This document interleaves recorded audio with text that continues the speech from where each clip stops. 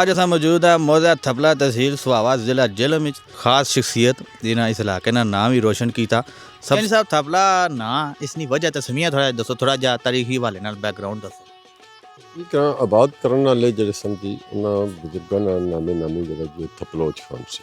Doctor ਹਾਫਜ਼ਾ Ayesha ਸਦੀਕਾ ਸਾਹਿਬਾ ਇਹਨਾਂ biomedical engineering ਵਿੱਚ PhD complete ਕੀਤੀ।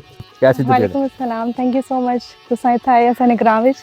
मैं समझदी हां मेरी जिहड़ी PhD कंप्लीट हुई है, मेरे पेरेंट्स दी दुआवां है सन बहुत ज़्यादा। उस तो इलावा मेरे नाल लोकां दियां दुआवां ते जिहड़ी मेरी फैमिली है, चाहे मेरी इन लॉज दी फैमिली है या जिहड़ी मेरी इमीडिएट फैमिली है, मेरे भैन भरा, इन्हां दी बहुत ज़्यादा सपोर्ट है।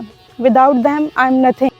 खुदादाद के इंसाफ साडे नाल मौजूद ने जी सर, इस नाल असी ते जिहड़ा डंगर नाल जुगड़ के ते पानी शानी देने होने सां ते हुण ते सिर्फ सारे कदीमा ही रह गया। रहमत दा दरिया इलाही